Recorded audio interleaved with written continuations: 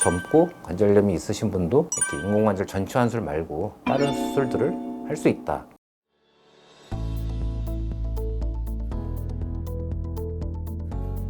네, 안녕하세요. 청주 프라임병원 이상호입니다.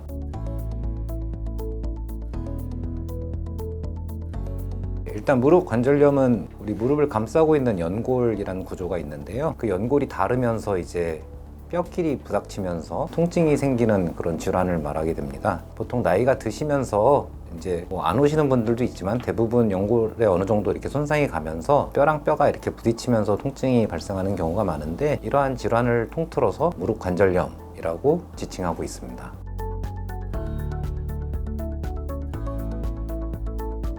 통상적으로 이제 연세가 좀 많이 드셨고, 만약에 한 65세 이상 정도 됐고 연골이 많이 닳아 있으면, 그래서 이제 뼈끼리 부딪힌다고 그러면 사실 다른 치료가 없거든요. 근데 이제 걸을 때 굉장히 아프고 다리는 점점 휘기 시작하고, 이제 이럴 때는 저희가 할 수 있는 치료가 인공관절 전치환술이라고, 이 무릎 전체를 뼈를 좀 깎아가지고 이 위에 뼈랑 아래 뼈를 씌우는 수술이 인공관절 수술이거든요. 그렇게 이제 수술을 하면 통상적으로 연세가 있으신 분들은 아무래도 활동량이 떨어지기 때문에 한 번 하면 그 수술로 이제 끝까지 쓸 수 있다고 보통 이제 얘기를 해요. 근데 이제 아무래도 인공관절이 좀 젊거나 아니면 활동량이 많은 분들이 하시게 되면 이것도 기계이기 때문에 기계가 점점 닳아가요. 기계만 닳으면 상관없는데, 그 기계가 닳으면서 이제 미세한 가루들이 나오면서 뼈에 침착이 되면 이제 뼈가 흡수가 된다고 그러거든요. 그래서 한 15년 이렇게 지났을 때 보면은 기계도 망가져 있지만 뼈도 녹아가지고 굉장히 뼈가 없는 경우가 많거든요. 그래서 이 상황에서 이제 재수술을 하려고 그러면 굉장히 어렵습니다. 보통 인공관절 전치환술 같은 경우는 대부분 좀 고령에서 이제 하게 되고요. 근데 이제 관절염이 빨리 오시는 분들이 계세요.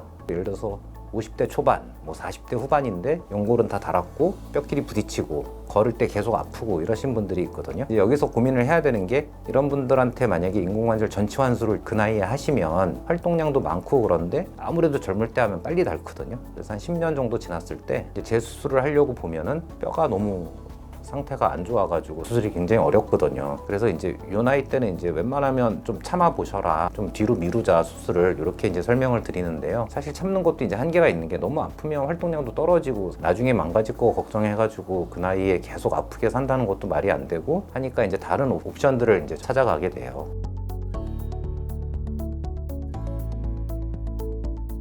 우리나라 사람들 같은 경우는 대부분 무릎 안쪽 관절이 많이 망가지거든요. 동양인 같은 경우는 대부분 약간 안짱다리이기 때문에 무릎 안쪽 관절이 많이 망가진다고 그러고, 서양인들 같은 경우는 좀 다른데 안쪽이 망가지는 경우도 있고 거기는 바깥쪽 관절만 망가지는 경우도 많아요. 동양인은 대부분 거의 한 90% 이상 안쪽 관절이 먼저 망가지게 되는데, 이때 이제 할 수 있는 게 부분 치환술이라고, 우리가 무릎 관절을 크게 3개의 구역으로 나누거든요. 안쪽 구획, 바깥쪽 구획, 그 다음에 이제 덮개뼈가 있는 그 부위, 이렇게 3군데로 나누는데, 안쪽 관절만 만약에 망가져 있고 나머지가 깨끗하면 되게 작은 기구를 이용해가지고 그 안쪽 관절만 치환할 수가 있어요. 그래서 이걸 부분 치환술 내지는 반치환술 이렇게 얘기하는데, 우리가 반치환술 이렇게 생각하면은 들어가는 기계의 크기가 반일 거라고 생각하지만 실제로는 한 3분의 1 정도밖에 안 되거든요. 무릎에 구획이 3개인데 그 중에 하나만 하는 거니까. 이 기구 특징이 적절한 시기에 이제 수술이 잘 되면 그 인공관절보다 더 오래 간다고 얘기를 해요. 치환한 관절이 망가지는 속도보다 자기 나머지 관절이 망가지는 속도가 더 빠르다고 얘기하는 경우도 있고, 잘 쓰면은 15년, 20년 이렇게 쓸 수 있다고 그러거든요. 50세에 해가지고 만약에 15년을 썼어요. 그래서 이제 65세가 됐는데 기계가 망가졌어요. 그때 인공관절 전치환술을 하게 되는데, 이 경우는 수술이 굉장히 쉬워요. 뼈도 거의 다 보존이 돼 있고, 그래서 기계만 빼고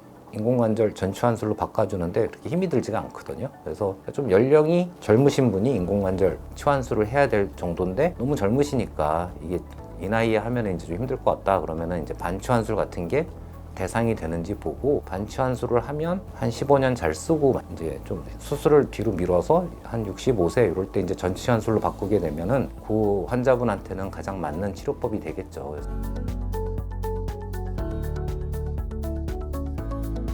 연세가 많이 들어서 하실수록 활동량이 떨어지기 때문에 이 닳는 속도가 늦다고 생각을 하거든요. 보통 우리가 15년 이렇게 얘기하는 거는 이제 여러 논문들에 나온 데이터들을 이제 종합해서 얘기하는 건데, 최근에 보통 하는 얘기는 15년에 한 70%는 괜찮다 이렇게 얘기를 하거든요. 이게 하면은 15년 있으면 반드시 망가진다가 아니라 15년 정도 지나도 10명 중에 7명은 괜찮고 3명 정도가 재추환수를 하게 돼요. 한 65세 요때 하시면 한 번으로 끝난다고 생각을 하거든요. 그래서 그 나이 때는 이제 인공관절 전치환수를 하는데 확실히 젊은 사람들은 빨리 달아요. 50세랑 65세의 활동량이 같을 수는 없어요. 쓰는 양도 다르고 그렇기 때문에 그 나이에 하게 되면은 이게 이제 한 10년? 요때 이렇게 망가진다고 보거든요. 수명이 얼마나 쓰느냐에 따라서 이 차이가 나는 거니까 젊으면 오히려 기계가 더 오래 못 버티는 거고 나이가 있으시면 활동량이 적으니까 수명이 더 길어지는 거고 기계가 그렇게 생각하시면 될 것 같습니다.